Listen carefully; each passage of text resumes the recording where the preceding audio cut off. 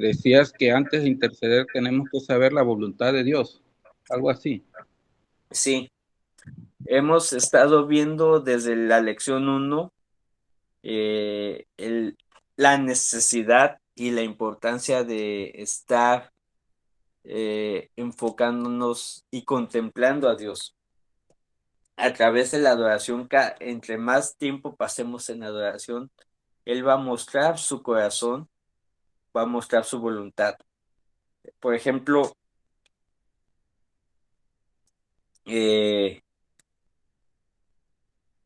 no sé, a ver si me ocurre un ejemplo. Me están pidiendo cambiarme de ciudad. Yo estoy en Coatzacoalcos y me están dando la opción de decidir si me voy a México, capital, o a Minatitlán a vivir. Uno por humanamente dice, no, pues en la Ciudad de México es mucho más bonito que Minatitlán. Eh, entonces me enfoco más en lo que yo quiero y Dios abre las puertas para México y por favor, que todo se dé para que yo esté en México. Pero antes de pedir cualquier circunstancia, tenemos que saber cuál es la voluntad de Dios para esa situación. Y por lo general hemos aprendido a pedir, Dios, si es tu voluntad, llévanos a México. Y si no, pues llévanos a Mina. Pero al pedir así, es que estamos dudando dos cosas. Pido de esa manera porque no sé qué es lo que Dios quiere. Y dos, estoy dudando de que Dios me vaya a responder. Así que digo, oro de esa manera, Dios, si es tu voluntad Mina o si es tu voluntad México. Y se abren las puertas en Mina, no, pues sea la voluntad de Dios. Pero tal vez ni siquiera la voluntad de Dios, solo que como no sé pedir, eso dice Santiago, pedí, no pedimos, y si pedimos, pedimos mal. Y hay otro pasaje, dice que tenemos que pedir la voluntad de Dios. Y repito, no es pedir, Dios, si es tu voluntad que se haga esto, no, es Dios, muéstrame cuál es tu voluntad. Dios, muéstrame cuál es tu voluntad. Y cuando me la muestra, empezar, ok, ya vi que Dios quiere que me vaya a Mina. Ejemplo, Dios, abre las puertas en Mina, abre las puertas. Dios, queremos ir a Mina, pero porque Dios ya me reveló eso. Y hace 2 años eh, vivíamos en Toronto, mi esposa, mis hijas y yo. Y desde hace 2 años yo decía, en mi corazón, yo me quiero ir a Ajax.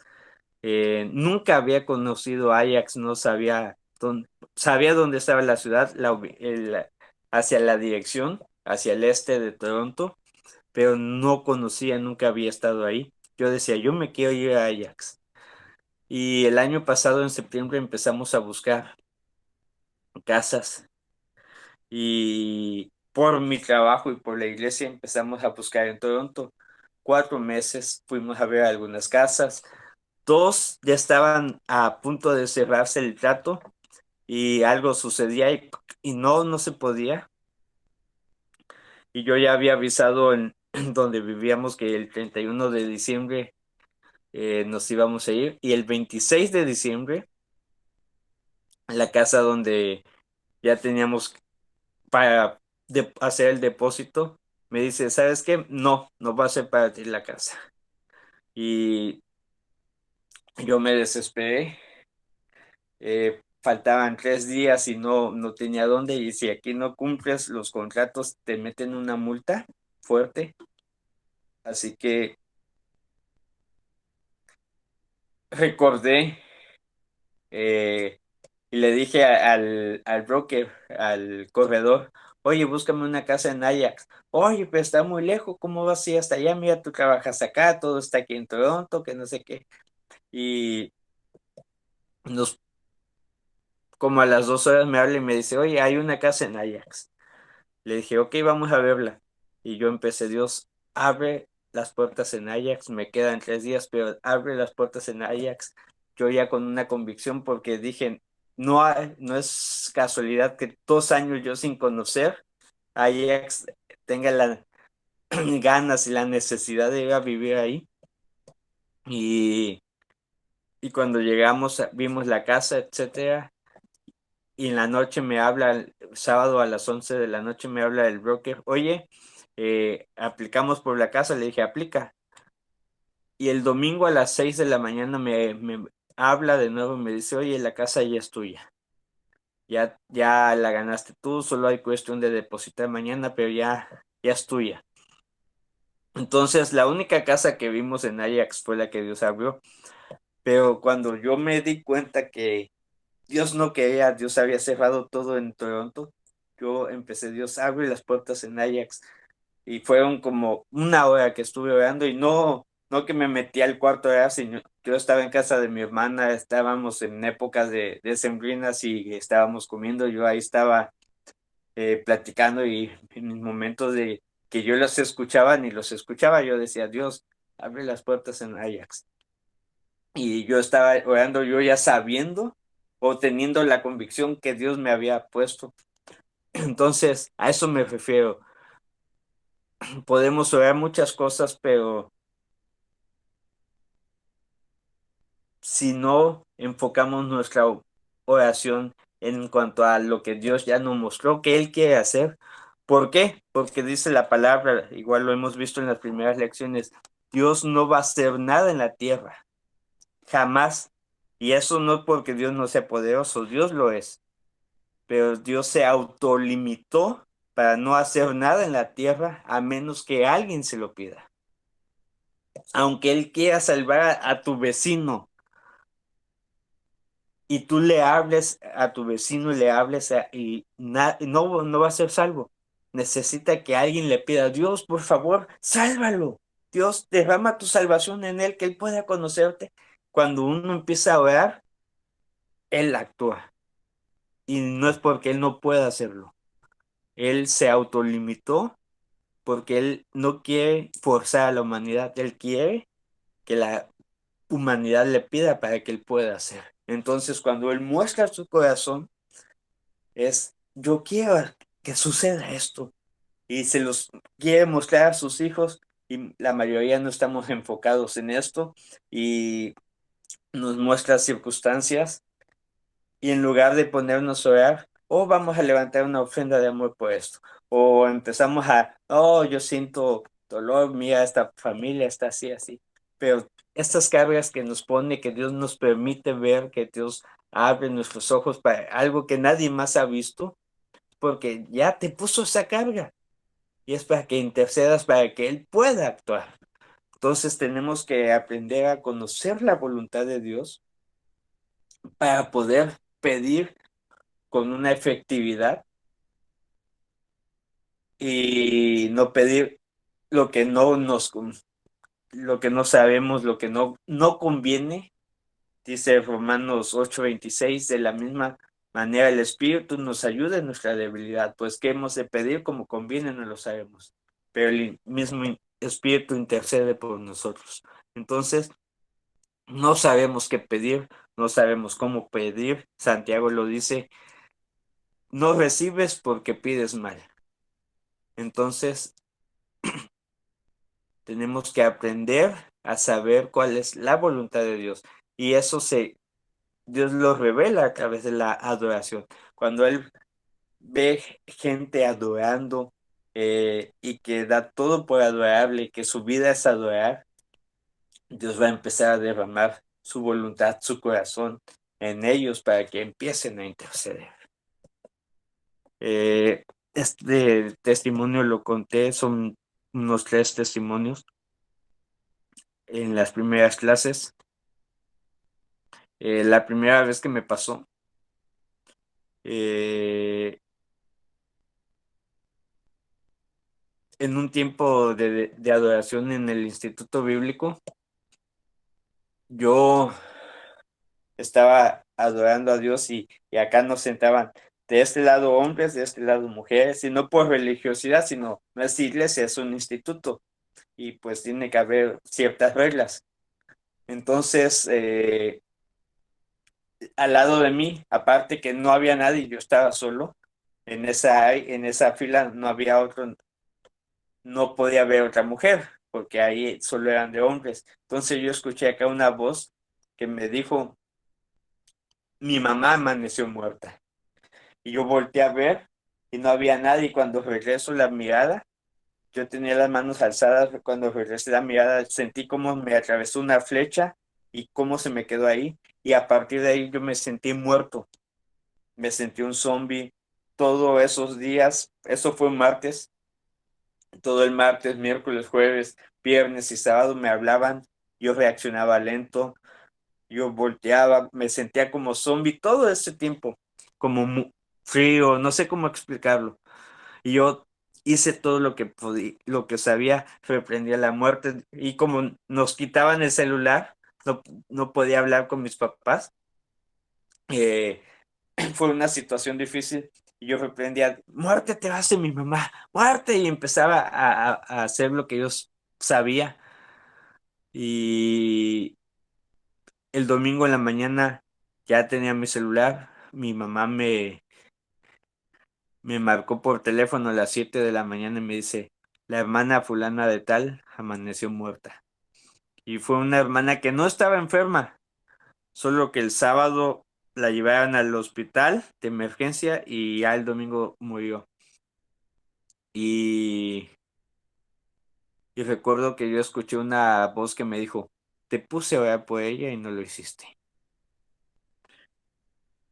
Y pues al principio me sentí condenado, le platiqué a unos hermanos, a unos maestros y me dijeron, Dios sabe que estás empezando, no te condenes, Dios va a poner las oportunidades.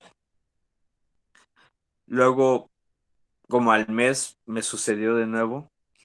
Me acosté a descansar un ratito y no pude mover mis piernas. Al principio me asusté, no sentía mis piernas, no podía pararme ni nada. Y luego recordé y empecé a orar, Dios no sé qué es, pero empecé a interceder por esa carga. Y de repente, como a los, no sé, minutos, se me quitó. Empecé a caminar y ya lo olvidé. Y el domingo me habló mi mamá y me dijo, oye, el hermano Carlitos lo metieron el miércoles a las 10, lo iban a operar para cortarle las piernas porque se les había engangrenado por la diabetes y de repente en el quirófano se le quitó la gangrena y lo sacaron y no le cortaron nada. Y Dios me dijo, ahí está tu respuesta.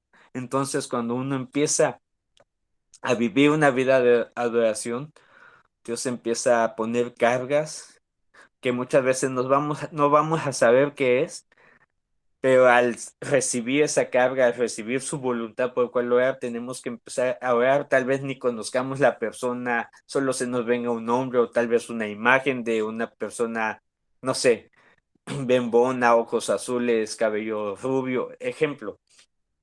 Y solo hay que estar orando. Y dice Romanos que el Espíritu Santo, Romanos 8:26, nos ayuda en nuestra debilidad cuando no sabemos qué interceder.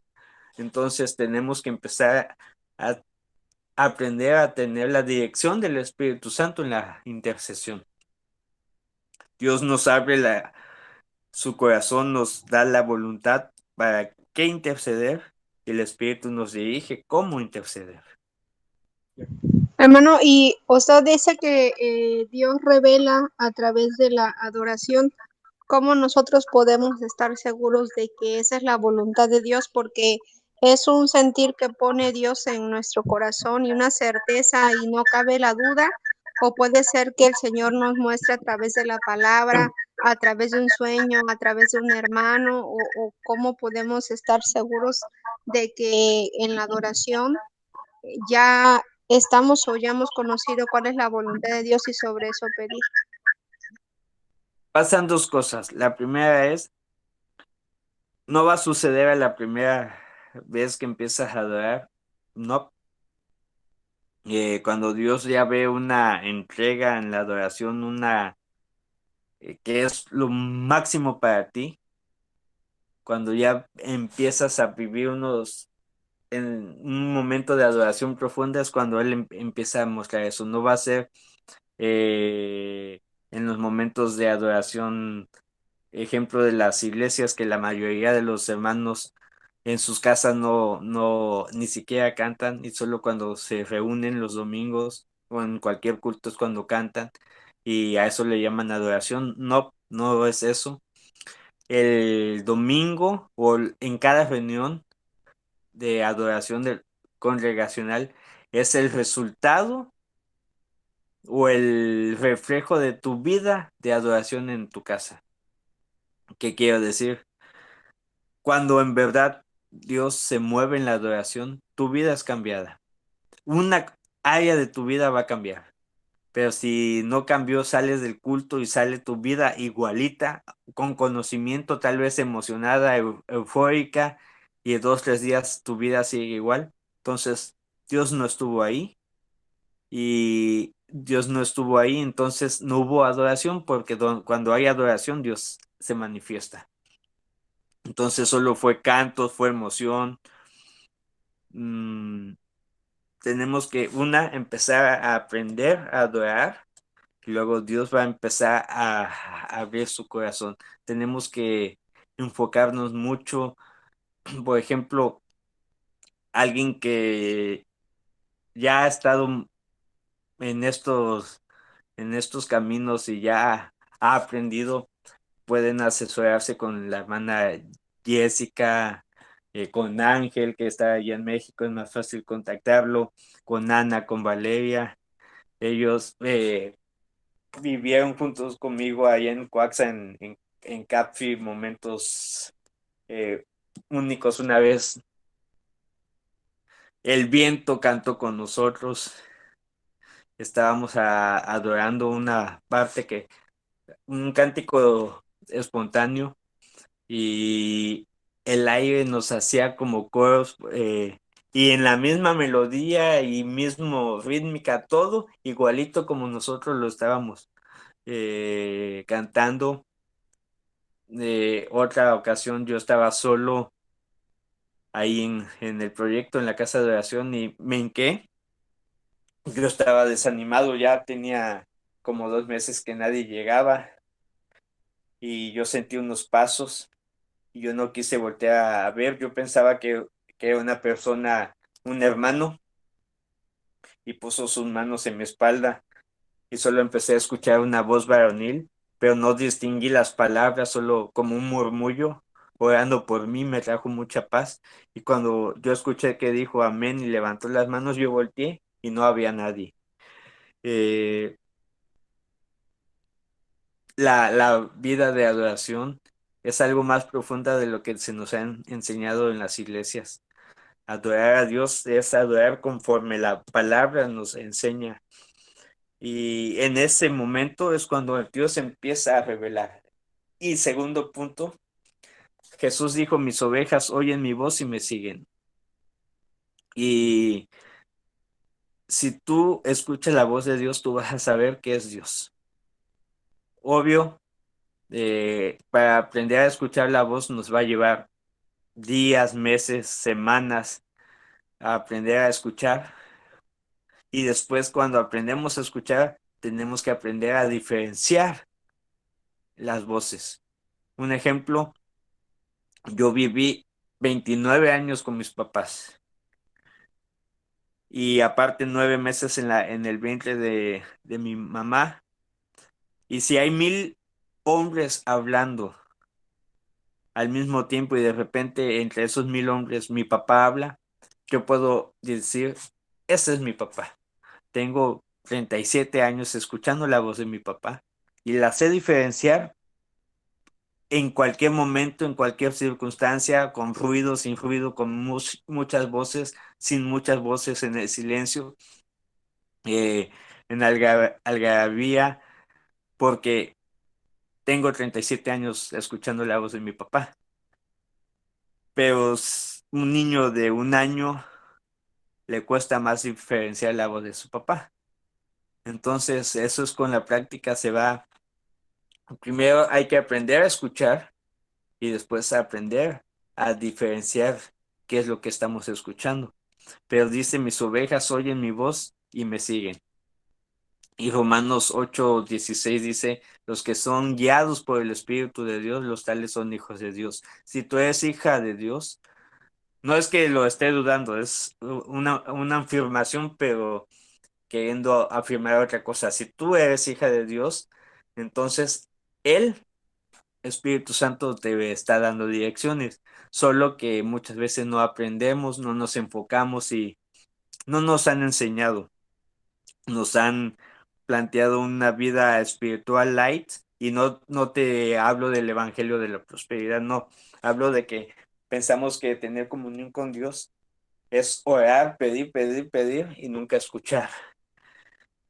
Entonces tenemos que pasar ratos en silencio, después de hablar con Él, pedirle, adorarle, pasar ratos en silencio hasta que aprendamos a escuchar. Y de ahí vamos a aprender a diferenciar. Entonces, Dios pone cargas a través de la adoración, sí, pero no va a ser la primera vez. Tenemos que empezar a profundizar en la adoración y después Dios va, al ver que ya estás metido ahí, que lo que más te importa es la adoración y verle a Él exaltado, entonces es cuando empieza a dar cargas. Si vimos en lo íntimo, en la intimidad, Abraham recibió esa carga. ¿Acaso yo voy a encubrir lo que voy a hacer a mi siervo?